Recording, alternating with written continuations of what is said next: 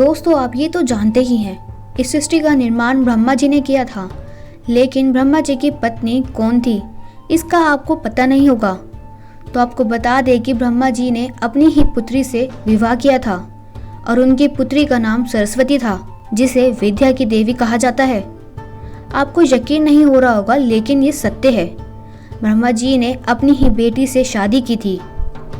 दोस्तों, ये जानना जरूरी है कि ब्रह्मा जी ने ऐसा क्यों किया, लेकिन उससे पहले अगर आपने अभी तक हमारे चैनल को सब्सक्राइब नहीं किया है तो तुरंत सब्सक्राइब करें। और हाँ दोस्तों, लेटेस्ट अपडेट पाने के लिए बेल आइकन दबाना ना भूलें। दोस्तों, सृष्टि की रचना करने वाले ब्रह्मदेव माता सती के पिता थे। सरस्वती पुराण में इस बात का उल्लेख मिलता है कि ब्रह्मदेव ने सृष्टि का निर्माण करने के बाद अपने वीर्य से सरस्वती जी को जन्म दिया था।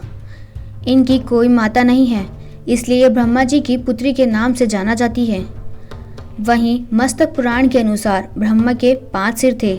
जब उन्होंने सृष्टि की रचना की तो वह इस समस्त ब्रह्मांड में बिल्कुल अकेले थे। ऐसे में उन्होंने अपने मुख से सरस्वती, संध्या, ब्रह्मा ही और उत्पन्न की थी। दोस्तों, कहते हैं कि देवी सरस्वती इतनी रूपवंती थी कि स्वयं ब्रह्मा जी उनके सुंदर रूप से आकर्षित होने लगे और उनसे विवाह करना चाहते थे।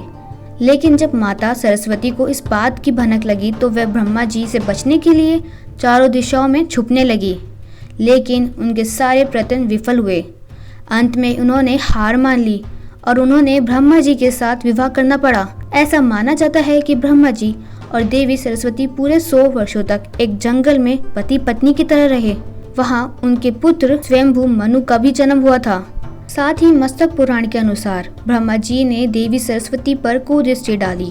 तब वह इनसे बचने के लिए आकाश में जा छुप गई। तब ब्रह्मा जी ने 5वें सिर से उन्हें ढूंढ निकाला। इसके बाद ब्रह्मदेव ने देवी सरस्वती से सृष्टि की रचना में सहयोग करने के लिए कहा।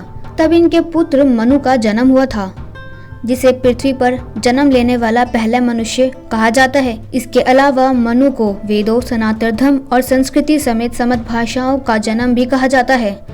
दोस्तों, आपको बता दें कि अन्य देवी देवताएं ब्रह्मा जी के खुद की पुत्री से विवाह और संभोग को लेकर अत्यंत क्रोधित होते थे। उनकी नजर में घोर पाप था। तभी सभी मिलकर महादेव के पास गए और ब्रह्मा जी को दंडित करने के लिए कहा, जिसके बाद शिव ने उनके 5वें सिर को उनके धड़ से अलग कर दिया था। ऐसा भी माना जाता है कि ब्रह्मा जी का 5वां सिर हमेशा अपवित्र और अभद्र बातें करता था। वहीं एक दूसरी कथा के अनुसार एक बार शिव जी ब्रह्मा जी के पास गए, तब उनके 4 शीश ने शंकर जी को अभिनंदन किया और किंतु 5वें सिर ने शिव जी को ऊट पटांग कह दिया, जिसके अनुसार भोलेनाथ को क्रोध में आकर उन्होंने ब्रह्मदेव के 5वें सिर को काट दिया। ब्रह्मा, विष्णु, महेश को त्रिवेद के नाम से जाना जाता है। इनमें से कुछ विष्णु जी और शिव जी की पूजा समस्त संसार करता है, लेकिन ब्रह्मदेव की पूजा को वर्जित माना जाता है। दोस्तों, इसके पीछे भी एक कथा है। एक बार ब्रह्मदेव ने संसार की भलाई के लिए यज्ञ का आयोजन करने का सोचा। यज्ञ के लिए जगह का चुनाव करने के लिए उन्होंने अपने हाथ से निकले हुए कमल के पुष्प को धरती पर भेज दिया। कहते हैं, जिस स्थान पर पुष्प गिरा वह राजस्थान का पुष्कर शहर था। आज उस स्थान पर ब्रह्मा जी का मंदिर है। कमल के फूल का एक अंश गिरने से यहाँ एक तालाब का निर्माण भी हुआ था। यहाँ भक्तों की लंबी कतार लगी रहती है, लेकिन कोई भी ब्रह्मदेव की पूजा नहीं करता। श्रद्धालु दूर से प्रार्थना कर लेते हैं। साथ ही कहा जाता है कि यज्ञ का स्थान मिलने के बाद ब्रह्मा जी वहाँ पहुँच गए, लेकिन उनकी पत्नी सरस्वती को वहाँ पहुँचने में विलंब हो गया। ब्रह्मदेव ने सोचा कि कहीं यज्ञ का शुभ मुहूर्त न निकल जाए, इसलिए उन्होंने एक स्थानीय ग्वाला बाला से शादी कर ली और यज्ञ में बैठ गए।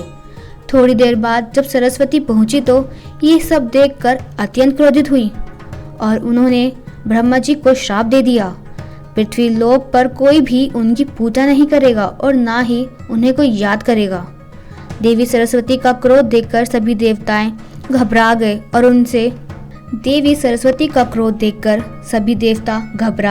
और उनसे शांत रहने के लिए प्रार्थना करने लगे।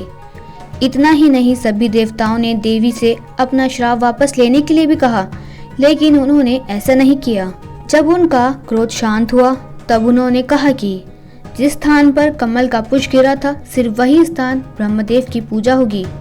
अन्य किसी भी स्थान पर अगर कोई उनकी आराधना या मंदिर बनवाएगा तो वहाँ उनका विनाश हो जाएगा। दोस्तों, अगर आपको हमारी जानकारी अच्छी लगी हो तो हमारे चैनल को सब्सक्राइब करें, हमारी वीडियो को लाइक करें और इसे ज़्यादा से ज़्यादा शेयर करें। धन्यवाद।